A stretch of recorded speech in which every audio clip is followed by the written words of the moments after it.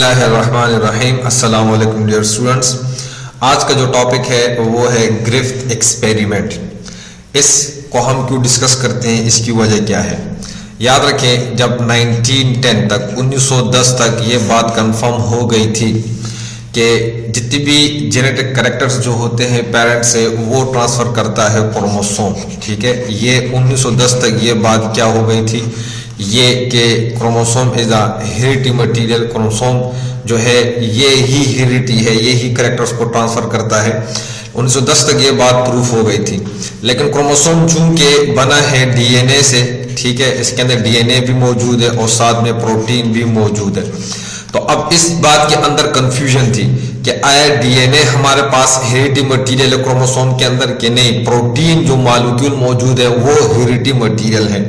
तो डीएनए, तो इस बात को प्रूफ करने के लिए कि which one of the following, आया डीएनए या प्रोटीन, इन दोनों में से कौन हेरिडिटी मटेरियल है, क्योंकि ये बात तो प्रूफ हो चुकी थी 1910 तक, 1910 तक ये बात प्रूफ हो चुकी थी। Chromosome is a heredity material, ये थ्योरी जो थी साबित हो गई थी इनहेरिटेंस की। लेकिन कंफ्यूजन कहां पर थी, डीएनए में थी और प्रोटीन में थी कि आया डीएनए हमारे पास हेरिडिटी मटेरियल है या प्रोटीन हमारे पास हेरिडिटी मटेरियल है। तो इस बात को प्रूफ करने के लिए साइंटिस्ट आए, उन्होंने इस पर एक्सपेरिमेंट किए। जो पहला एक्सपेरिमेंट था वो किसका था, ग्रिफ्थ का था। ग्रिफ्थ ने एक्सपेरिमेंट किया, किस पर किया, चले आए उसको डिस्कस करते हैं। इंट्रोडक्शन करते हैं इसका कि ग्रिफ्थ ने एक्सपेरिमेंट कब किया था, 1928 1928 को। ठीक है, 1928 को ये जो फ्रेडरिक ग्रिफ्थ, ये हमारे पास साइंटिस्ट था, ठीक है, माइक्रोबायोलॉजिस्ट था, क्लियर, और ब्रिटिश के साथ इसका ताल्लुक था, क्लियर। इसने एक एक्सपेरिमेंट किया एक बैक्टीरिया के ऊपर। बैक्टीरिया क्या है, स्ट्रेप्टोकोकस नमूनिया। ये हमारे पास एक बैक्टीरिया है, ठीक है, स्ट्रेप्टोकोकस नमूनिया, जो राउंड शेप में होते हैं। स्ट्रेप्टोकोकस नमूने हो जो राउंड शेप में होते हैं और साथ में ये कॉलोनी फॉर्म में इस तरीके से रहते हैं, एक दूसरे के साथ कंबाइन रहते हैं, ठीक है। तो ये स्ट्रेप्टोकोकस नमूनिया जो था ये क्या काज करता है, ये नमूने की डिजीज काज करता है, ठीक है। तो इसने इस पर एक्सपेरिमेंट किया। इसके हमारे पास 2 स्ट्रेन है, ठीक है, इसके हमारे पास कितने स्ट्रेन है, स्ट्रेन के लिहाज से, इसकी टाइप के लिहाज से हमारे पास 2 टाइप है। एक था इसके अंदर एस टाइप, ठीक है, और दूसरा हमारे पास था इसके अंदर आर टाइप। तो चले इन दोनों को डिस्कस करते हैं कि एस टाइप क्या था और आर टाइप क्या था। बैक्टीरियल स्ट्रेन, स्ट्रेप्टोकोकस नमूने के अंदर 2 स्ट्रेन पाए जाते हैं। एक था स्मूथ टाइप, ठीक है, जो बिल्कुल स्मूथ था, शाइनी था, और दूसरा था आर टाइप जिसको हम रफ टाइप कहते हैं। तो स्मूथ टाइप को हम रिप्रेजेंट करेंगे एस टाइप से और रफ टाइप को हम रिप्रेजेंट करेंगे आर टाइप से, इसको रिप्रेजेंट करेंगे, ठीक है। इसको हम वायरुलेंट भी कहते हैं। जो एस टाइप था ये हमारे पास क्या था, वायरुलेंट भी था, यानी ये नमूनिया काज करता था। और जो रफ टाइप था आर टाइप, ये था नॉन वायरुलेंट, जो नमूनिया काज नहीं करता था। क्लियर हो गया। अब इसमें से पहले स्मूथ को डिस्कस करते हैं। सो what is a smooth type. Smooth type हमारे पास क्या है और ये किस चीज से मुश्तमिल होता है, कंसिस्ट ऑन पॉलीसेकेराइड, ठीक है। इसके सेल वॉल के इर्द गिर्द पॉलीसेकेराइड कैप्सूल मौजूद होता है। फॉर एग्जांपल ये हो गया बैक्टीरिया, ठीक है, ये एक बैक्टीरिया को हम ले लिया जो स्ट्रेप्टोकोकस है। इसका ये हो गया सेल मेम्ब्रेन, ठीक है, और इसके आउटसाइड पर हमारे पास मौजूद है, सॉरी, ये सेल मेम्ब्रेन हो गया इसका, और यहां पर इसका ड्रा कर देते हैं, ये हो गया इसका सेल वॉल हो गया, ठीक है, ये हो गया सेल वॉल, ये है सेल वॉल, ठीक है। लेकिन इसके सेल वॉल के इर्द गिर्द एक एक्स्ट्रा लेयर भी मौजूद थी जिसको हम रिप्रेजेंट करते हैं एज ए कैप्सूल, ठीक है। ये इसके इर्द गिर्द एक कैप्सूल मौजूद है जो बना है किस चीज से, पॉलीसेकेराइड से, ठीक है। तो इस वजह से हम क्या कहते हैं, कैप्सुलेटेड बैक्टीरिया। एक हमारे पास वो बैक्टीरिया होते हैं जो नॉन कैप्सुलेटेड होते हैं और एक होते हैं कैप्सुलेटेड, जिनके सेल वॉल के इर्द गिर्द एक एक्स्ट्रा लेयर भी मौजूद होती है। वो लेयर जो होती है किस चीज से बनी होती है, पॉलीसेकेराइड से कंपोज होती है। तो इसको मैं डिटेल में डिस्कस करूंगा स्ट्रक्चर ऑफ बैक्टीरिया के अंदर। तो स्मूथ टाइप जो बैक्टीरिया था उसके सेल वॉल के इर्द गिर्द एक एक्स्ट्रा लेयर भी मौजूद थी जो किससे कंपोज थी, पॉलीसेकेराइड। इस मीन कि स्मूथ टाइप के पास पॉलीसेकेराइड कैप्सूल लेयर भी मौजूद है। और कॉलोनी अपीयर स्मूथ और शाइनी, इसकी जो कॉलोनी थी वो बिल्कुल स्मूथ अपीयर होती थी, यानी रफ लाइक हमें दिखाई नहीं देती, बिल्कुल स्मूथ फॉर्म में हमें दिखाई देती थी, तो इस वजह से इसको क्या नाम दिया, स्मूथ टाइप दिया। अब आ जाते हैं रफ टाइप के पास। What is rough type? Rough type की पहली खासियत है कि लेक पॉलीसेकेराइड कैप्सूल, इसके सेल वॉल के इर्द गिर्द हमारे पास पॉलीसेकेराइड मौजूद नहीं था, ठीक है। फॉर एग्जांपल ये हो गया इसका सेल मेम्ब्रेन और ये हो गया इसका सेल वॉल, तो इसके सेल वॉल के इर्द गिर्द सिर्फ सेल वॉल ही मौजूद है। इसकी जो दूसरी लेयर है, थर्ड लेयर, जो कि जिसको हम कैप्सूल कहते हैं पॉलीसेकेराइड, वो इसके सेल वॉल के इर्द गिर्द मौजूद नहीं था और ये हमें दिखता था इस तरह रफ फॉर्म में, ठीक है। वो स्मूथ फॉर्म में दिखाई दे रहा था और ये रफ फॉर्म में दिखाई दे रहा था, इस वजह से इसको क्या नाम दिया, आर टाइप या रफ टाइप। क्लियर हो गया। अब ग्रिफ्थ के एक्सपेरिमेंट के पास आ जाते हैं। ग्रिफ्थ ने जो एक्सपेरिमेंट किए थे, तो ग्रिफ्थ ने कैसे एक्सपेरिमेंट किया और सबसे पहले उसने क्या किया?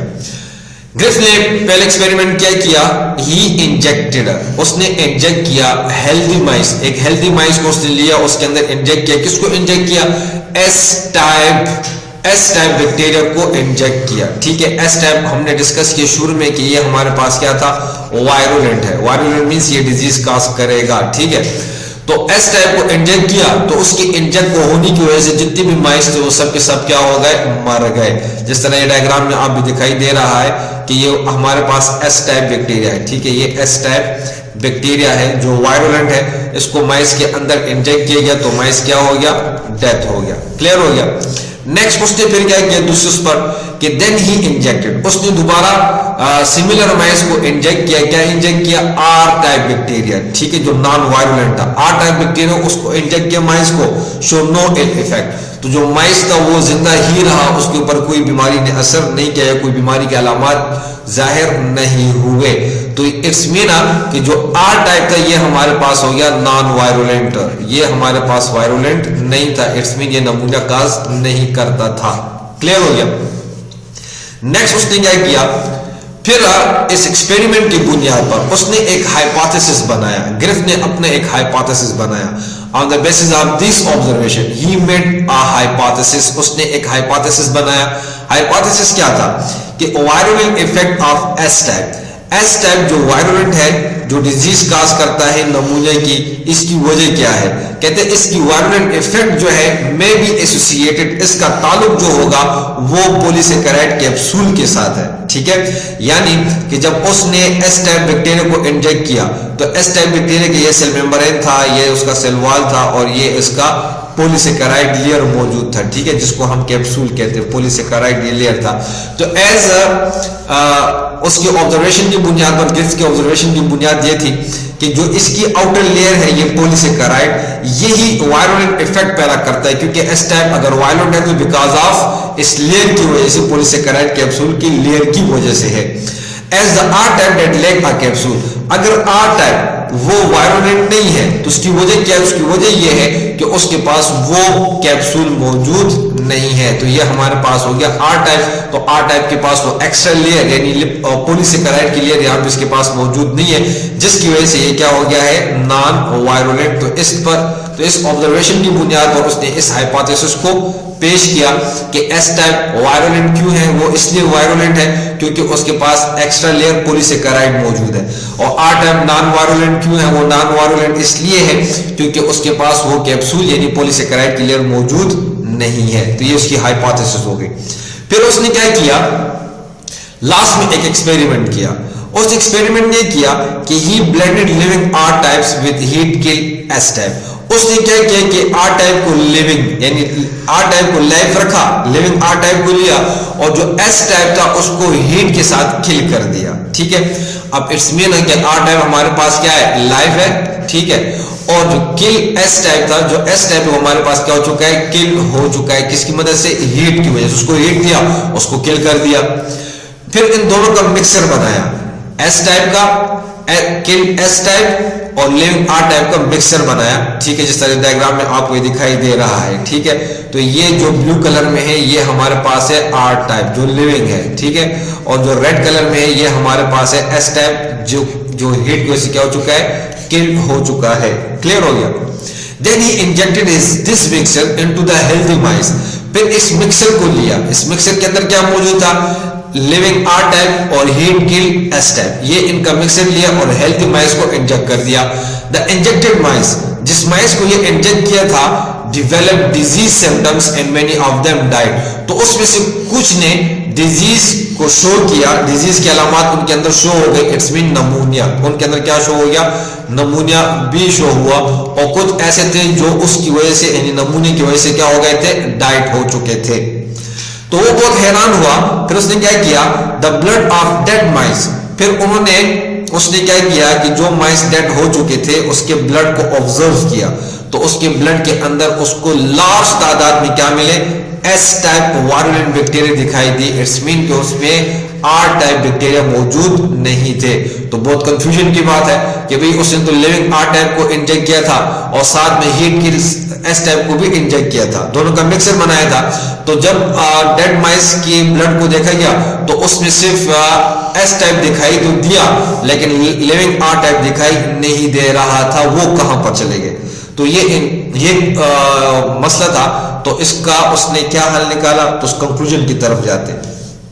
कंक्लूजन, उसने क्या कंक्लूजन निकाला, बेस्ड ऑन द ऑब्जर्वेशन, उसकी ऑब्जर्वेशन की बुनियाद पर जो उसने ऑब्जर्व किया कि भाई जो डेड माइस था, ठीक है, क्या था, डेड माइस था, उसके ब्लड के अंदर सब के सब जो मौजूद थे वो एस टाइप बैक्टीरिया ही मौजूद थे, आर टाइप मौजूद नहीं थे।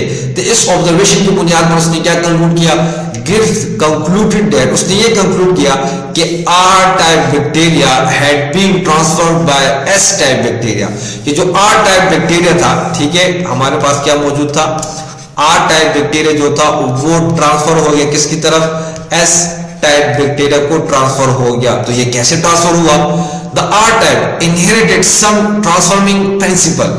तो उसने ये कंक्लूड किया कि आर टाइप को कुछ ऐसी चीजें इनहेरिटेड हुई, कोई ट्रांसफॉर्मिंग प्रिंसिपल इनहेरिटेड हुई, जिसकी वजह से heat kill S type bacteria which made them virulent, जिसकी वजह से heat kill S type bacteria ने आर टाइप बैक्टीरिया को क्या बना दिया, वायरुलेंट बना दिया।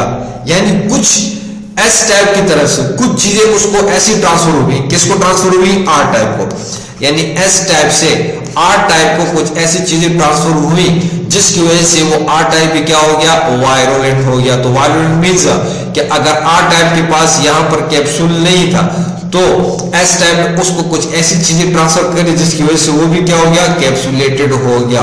तो ये आर टाइप था और आर टाइप को यहां पर क्या मिल गया, ये कैप्सूल मिल गया, जिसकी वजह से वो भी क्या हो गया, कैप्सुलेटेड हो गया। As he assumed this transforming principle as a genetic material, तो वहां पर उसने ये कयास किया कि ये जो ट्रांसफॉर्मिंग प्रिंसिपल है, जो ट्रांसफॉर्मिंग प्रिंसिपल है ये हमारे पास जेनेटिक मटेरियल, लेकिन उसको ये मालूम नहीं था कि आया ये डीएनए था कि प्रोटीन था, लेकिन उसको उसने नाम दिया एक ट्रांसफॉर्मिंग प्रिंसिपल का। क्लियर हो गया। फिर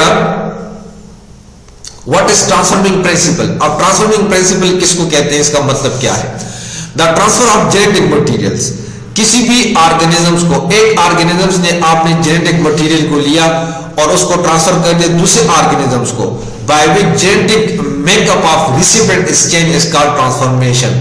फॉर एग्जांपल यहां पर हमारे पास ये था एस टाइप बैक्टीरिया, ठीक है, एस टाइप बैक्टीरिया था, इसका हमने जेनेटिक मटेरियल लिया, ठीक है, जेनेटिक मटेरियल लिया और ट्रांसफर कर दिया किसको, आर टाइप को, ठीक है, जिसकी वजह से वो आर टाइप जो था वो भी किस में कन्वर्ट हो गया, एस टाइप में कन्वर्ट हो गया।